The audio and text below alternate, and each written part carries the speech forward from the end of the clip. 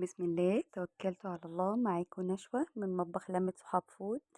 بصوا النهارده هعمل لكم الكيك الرائع ده، يعني حاجه هشه وشكلها تحفه، شكلها جميل جدا بطريقه سهله قوي قوي قوي، لا تتخيليها ان هي مفيش اسهل من كده. كل مكوناتنا تتعمل في الخلاط بجد يا جماعه. احسن طريقه تتخيليها في الكيك. لو انتي ما عندكيش مضرب يدوي او ما عندكيش عجان، بجد بجد الخلاط النتيجة بتاعته تحفة تحفة. بجد لما تعملي الكيك في الخلاط تحفة تحفة. هنعمل احلى كيك بجد بجد، هتدوقيها حاجة رائعة. هنا هنروح للمقادير. معايا كوباية ونص دقيق، كوباية ونص دقيق، ومعايا معلقة كبيرة بيكنج باودر وذرة ملح وباكت فانيليا. يبقى كوباية ونص دقيق، معلقة كبيرة بيكنج باودر، ذرة ملح، باكت فانيليا. هنقلب المكونات دي كلها مع بعض، ولازم كل مكونات الكيكة لازم تبقى بدرجة حرارة المطبخ. تمام، هنقلب كل المكونات الجافة مع بعض وبعد كده نركنها على جنب. ولازم الدقيق يكون منخول. انا عندي هنا 2 بيضة. لو انت عندك البيض بتاعك كبير اوكي اكتفي ب2 بيضة. لو البيض صغير خليها 3 بيضات. تمام، حطيت على البيضتين كوباية سكر، وبعد كده رحت حاطة الفانيليا. حطيت البيض والسكر والفانيليا وبدأت اضربه في الخلاط. بصي مفيش اسهل من كده، مفيش يعني حاجة كلها في حاجة واحدة، يعني انتي مش بتبهدلي حاجات كتير، يعني كله في الخلاط. هنا معايا نص كوباية زيت، عليهم معلقتين كبار سمنة بلدي. ما عندكيش سمنة بلدي اكتفي بكوباية الا ربع زيت، مفيش اي مشكلة خالص. بس صدقيني المعلقتين السمنة البلدي دول هيدوكي نكهة للكيك فظيعة فظيعة فظيعة بجد. بدأت أضرب المكونات كلها مع بعض، ده كله في الخلاط. أنا ما استعملتش حاجة تانية غير الخلاط وكله قدامك. أنا يعني مش بجري أي حاجة عشان أوريكي. هنا معايا كوباية إلا ربع لبن. تمام. لو عندك لبن رايب يبقى تحفة، بيخلي برضو الكيك هش قوي. معايا معلقة خل كبيرة عشان ريحة الزفارة. وهبدأ برضو ان انا اضرب المكونات كلها مع بعض، مكونات بسيطة جدا جدا جدا ما فيهاش اي معضلة خالص. تمام، احنا اتفقنا البيض لو عندك البيض كبير اكتفي ب2، لو البيض صغير 3، لازم 3. تمام. هنزل بقى بالمكونات اللي هي الجافة بتاعتي واحدة واحدة عشان الخلاط ما يقفش معايا. لو انت خايفة على الخلاط بتاعك طلعي المكون اللي انت ضربتيه وبقى عامل زي الكريمي شوية، طلعيه وبعد كده انزلي بالدقيق بمضرب يدوي. ما عندكيش مضرب يدوي اشتغلي بايدك. انا امي الله يرحمها كانت بتعمل لنا الكيك بايديها، كنا ناكل احلى كيك في الدنيا بجد والله. بدأت ان انا انزل بالمكونات واحده واحده عشان الخلاط ما يهنكش معايا.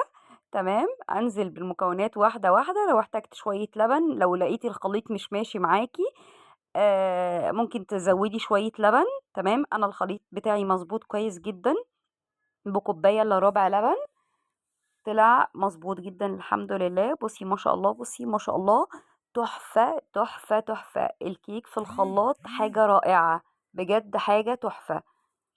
تمام، بدأت ان انا اضرب بقى كل المكونات مع بعض لغاية ما امتزجت كل المكونات ضرب لا يقل عن 10 دقايق. بدأت ان انا اقسم الخليط. حطيت نص الخليط في بولة، وبعد كده النص التاني هبدأ ان انا احط عليه 2 معلقة كبيرة كاكاو خام اسباني. 2 معلقة كبيرة كاكاو خام اسباني. هتلاقي الخليط يعني ماسك معاكي او متماسك شوية عن الخليط اللي هو الكريمي اللي احنا حطيناه. هنحط ربع كوباية لبن بالظبط، ربع كوباية لبن بالظبط. وبرده ابدأ ان انا اديها ضربتين، المكونات كلها تمتزج مع بعض. بس يا ريت ان انتي قبل ما تحطي الكاكاو لازم تدخليه برضو. تمام، لازم تدخليه عشان ما يعملش تكتلات معاكي. حطيت معلقتين كبار، كنت حاطه معلقه ونص، بعد كده زودت نص معلقه تانية عشان انا عايزه ريحه الشوكليت تبقى قويه جدا في الكيك بتاعي. بصي القوام تحفه تحفه، ما فيهوش اي تكتلات. عندي صينيه زي دي، عندك اي صينيه بقى، يعني اي صينيه، مش شرط الصينيه دي. تمام، جبت ازازه، عارفه ازايز الحاجه الساقعه، جبت ازازه قصيتها من تحت وبدات ان انا اسيحها جزء من تحت عشان ما تجرحش الصينيه. وبدات ان انا ابطن الصينيه ادهنها سمنه، وبعد كده بطنتها بالدقيق وحطيت القاع بتاع الازازه الحاجه الساقعه، وهبدا ان انا انزل اللي هي الشويبس. تحفه، بتديكي يعني شكل رائع، شكل حلو قوي. بدأت ان انا قسمت الخليط لاتنين، وهبدأ ان انا انزل بقى بالخليط. ما شاء الله. اللي تبدأي بيه الشوكليت تمام، الفانيليا تمام، ببدأ ان انا انزل واحدة واحدة. بصي ما شاء الله، الشكل النهائي اللي انتي هتشوفيه على الكيك حاجة روعة. شكلها حلو قوي، شكلها كان رائع بجد. وبفكرة بسيطة قوي، بفكرة يعني متهيالي متواجدة عند كل الناس، ما فيهاش اي مشكلة. لو هتعمليها في صينية من غير الصواني دي اللي هي بتاعة المولتن كيك، ما عندكيش، تمام. ممكن تعمليها، او اللي هي انا مش عارفة اسمها صواني ايه بصراحة. اعمليها في اي صينيه، مفيش اي مشكله خالص. برضو عايز تعمليها في صينيه بيضاوي، اللي هي الصينيه المستطيله دي، سوري، الصينيه المستطيله. عادي ممكن تحطي القالب برضو في النص وتنزلي بنفس اللي انا بعمله ده بالظبط. ما شاء الله، تجنن تجنن. التسويه طبعا احنا اوريدي بنبقى مشغلين الفرن قبلها بربع ساعه. تسخين قبلها بربع ساعة، وبعد كده ندخلها الفرن نص ساعة بالكتير قوي، نص ساعة بالظبط. على درجة حرارة 200. أول ما تبدأ إن هي تدخل قللي درجة الحرارة، خليها 180. ونص ساعة على حسب برضو كل فرن. أول ما تلاقيها تماسكت معاكي وارتفعت وخلاص هي تمام، ابدأي بقى ايه يعني، طلعيها. ابدأي اطفي الفرن بتاعك وخليها فيها شوية. تمام. ما شاء الله، بصوا الشكل تحفة تحفة. جيت اشيله طبعا ما عرفتش، كانت مش عارفة يعني، مش بحب ايدي تبقى متعاصة حاجة كده. تمام، فاتضايقت جدا. بس هي سهلة، انا يعني ما كنتش عارفة اشيلها لان انا كنت ماسكة الكاميرا في ايدي، فما كنتش عارفة اشيلها. بصوا يعني مش عارفة يعني ايه اللي حصل. بدأت ان انا اجيب سن السكينة واطلعها. انا خايفة بس على الشكل، انا كنت ممكن اطلعها بمنتهى السهولة، بس انا خايفة على الشكل احسن يضيع مني. بصي شكلها يجنن تحفة. وادي بعد ما خرجناها من الفرن شكلها روعة. حلو قوي، حلو قوي قوي قوي. هقلبها لك وهي سخنة، وهقطعها وهي سخنة. والمقادير بتاعتي فظيعة فظيعة ان شاء الله، باذن الله مقادير معتمده جدا جدا جدا. بصي ما شاء الله شكلها حلو قوي. ده مش الشكل بس اللي على الوش، هنشوف شكلها دلوقتي برضو لما نقطعها. الصينيه كانت عليا، كان على ايدي سخنه، بس الحمد لله ربنا سترها الحمد لله. بسم الله ما شاء الله، ولا حول ولا قوه الا بالله.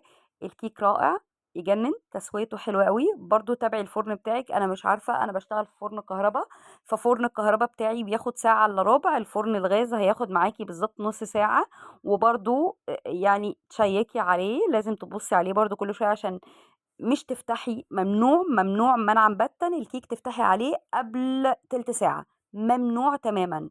تمام. بصي ما شاء الله، شكلها يجنن، شكلها يجنن بجد بجد. جربيها والله بالطريقة دي. الشكل والطعم يجنن، وولادك هيحبوها جدا. بصي ما شاء الله، يا الله، الشكل تحفة تحفة. وبطريقة سهلة أوي، مش محتاجة أي افتكاسات. إزازة عندك وتقصيها وبس بتديكي المنظر ده. حاجة تحفة، هشة معايا جدا، شكلها رائع. الريحة قلب الدنيا. ما شاء الله يعني، حاجة خيال. ما شاء الله، تحفة. السوا بتاعها حلو قوي.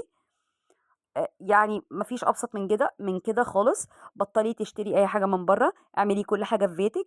واللهم احسن ما بين ايدينا يا رب جميعا. ان شاء الله باذن الله نعدي المحنه اللي احنا فيها على خير ان شاء الله باذن الله. وكل حاجه تتخيليها ولادك بيحبوها انتي جربيها في البيت مره واتنين. لو بعد الشر فشلتي مره، التانية هتنجحي ان شاء الله. بس اعملي كل حاجه في بيتك ان شاء الله، واللهم احسن ما بين ايدينا يا رب. واللهم ارزقنا من حيث لا نحتسب يا رب. وان شاء الله باذن الله ما تنسيش تعملي لايك وشير وتفعلي زر الجرس وتشتركي في القناه. وباي باي.